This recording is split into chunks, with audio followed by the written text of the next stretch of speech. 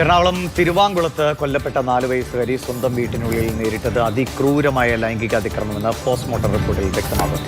അച്ഛന്റെ സഹോദരൻ 1.5 വർഷമായി കുട്ടിയെ ലൈംഗികമായി പീഡിപ്പിക്കുകയാണ്. കൊല്ലപ്പെട്ട ദിവസവും കുഞ്ഞിനെ അതിക്രമത്തിനിരയാക്കിയെന്നും വെളിവാക്കുന്നു. പ്രതി ലൈംഗിക വൈകൃതമുള്ള ആളാണെന്നും അശ്ലീല ചിത്രങ്ങൾ സ്ഥിരമായി കാണാറുള്ള ആളാണെന്നുമാണ് ഫോണിൽ നിന്ന് ഉള്ള വിവരങ്ങൾ പരിശോധിക്കുമ്പോൾ പോലീസിന് മനസ്സിലാകുന്നത്. രാഗിൻ വിവരങ്ങളുമായി ചേരുന്നുണ്ട്. രാഗിൻ, ഇപ്പോൾ അമ്മയെ കൂടി വിശദമായ ചോദ്യം ചെയ്യലിന് വിധേയമാക്കേണ്ട സാഹചര്യമുണ്ടായിരിക്കുന്നു. ഈ കുഞ്ഞിൻ്റെ അച്ഛൻ്റെ സഹോദരനെ കുറിച്ചുള്ള കൂടുതൽ വിവരങ്ങളാണ് പുറത്തു വരുന്നത്. ആർക്കെങ്കിലും എന്തെങ്കിലും സൂചനകൾ മറ്റുള്ളവർക്കുള്ളതായിട്ട് കൂടി അറിയുന്നുണ്ടോ? കൂടുതൽ പേരിലേക്ക് അന്വേഷണം വേണ്ടി വരുമോ? ചോദ്യം ചെയ്യൽ വേണ്ടി വരുമോ? കൂടുതൽ പേരിലേക്ക് അന്വേഷണം സ്വാഭാവികമായിട്ടും വേണ്ടിവരും. കാരണം കുഞ്ഞിൻ്റെ അടുത്ത ബന്ധു തന്നെയാണ് ഇത്തരത്തിൽ ക്രൂരമായിട്ടുള്ള ലൈംഗിക പീഡനത്തിന് ഈ കുഞ്ഞിനെ ഇരയാക്കിയിരിക്കുന്നത്. നേരത്തെ ഈ കൊലപാതകം സംബന്ധിച്ചുള്ള ഞെട്ടൽ, അതുമായി ബന്ധപ്പെട്ട കാര്യങ്ങൾ, അതിനു പിന്നാലെയാണ് ഇത്തരം വിവരങ്ങൾ കൂടി പുറത്തേക്ക് വരുന്നത്. എന്തായാലും കഴിഞ്ഞ ദിവസമാണ് ഇയാളെ കസ്റ്റഡിയിലെടുത്തത്. ഇതിൽ ഏറ്റവും പ്രധാനപ്പെട്ട കാര്യമെന്ന് പറയുന്നത്, ഈ കുഞ്ഞ് കൊല്ലപ്പെട്ട ശേഷം കുഞ്ഞിൻ്റെ മൃതദേഹം പോസ്റ്റ്മോർട്ടത്തിനായി കൊണ്ടുപോയ ഘട്ടത്തിൽ പോസ്റ്റ്മോർട്ടം നടത്തി. പോസ്റ്റ്മോർട്ടം നടത്തുമ്പോൾ സാധാരണഗതിയിൽ അമ്മ കുഞ്ഞിനെ വെള്ളത്തിൽ തള്ളിയിട്ട് കൊന്നതാണ്. അപ്പോൾ ഡ്രൗണ്ട് ഡെത്താണ്. അതുമായി ബന്ധപ്പെട്ട വിശദാംശങ്ങൾ കിട്ടാൻ അധികം നേരം വേണ്ടി വരില്ല. പക്ഷേ ഈ പോസ്റ്റ്മോർട്ടം നീണ്ടുപോയി. അപ്പോൾ തന്നെ ചില സംശയങ്ങൾ പോലീസ് ഉദ്യോഗസ്ഥർക്കും മറ്റുമൊക്കെ തോന്നിയിരുന്നു.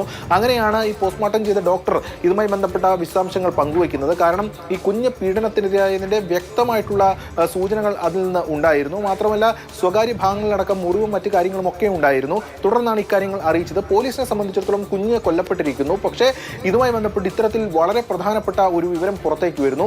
ഇതിൽ അന്വേഷിച്ച് ആളുകളെ കണ്ടെത്തുക എന്നത് അവരെ സംബന്ധിച്ചിടത്തോളം പ്രധാനപ്പെട്ട ദൗത്യമായിരുന്നു. തുടർന്നാണ് പോലീസ് ഈ ബന്ധുക്കളിലേക്ക് നീങ്ങിക്കൊണ്ട് പലരെയും കണ്ട് ചോദിക്കുകയും കസ്റ്റഡിയിലെടുക്കുകയും ഒക്കെ ചെയ്തത്. അങ്ങനെയാണ് ഏറ്റവും അടുത്ത ബന്ധു, അതായത് കുഞ്ഞിൻ്റെ അച്ഛൻ്റെ സഹോദരൻ ചെറിയച്ഛനെ ഇതുമായി ബന്ധപ്പെട്ട് കസ്റ്റഡിയിലെടുക്കുന്നത്.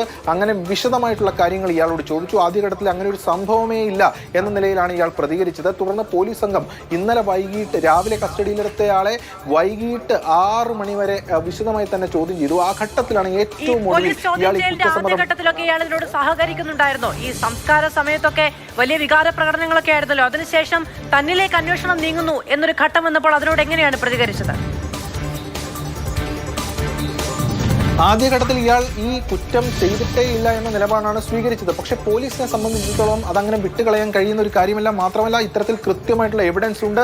ഇയാളുടെ ചില പശ്ചാത്തലം ഉൾപ്പെടെയുള്ള കാര്യങ്ങൾ പരിശോധിച്ചപ്പോൾ ഇയാളുടെ ഫോണിൽ നിന്ന് അടക്കം ഇതിനുമായി ബന്ധപ്പെട്ട ഇയാൾക്ക് ലൈംഗിക വൈകൃതമുള്ള ആളാണ് എന്നത് സംബന്ധിച്ചുള്ള തെളിവുകൾ പോലീസിന് കിട്ടി. അപ്പോൾ സ്വാഭാവികമായിട്ടും ഇയാൾ ഇത്തരത്തിലുള്ള വീഡിയോസ് ഒക്കെ കാണുന്ന ഒരാളാണ്.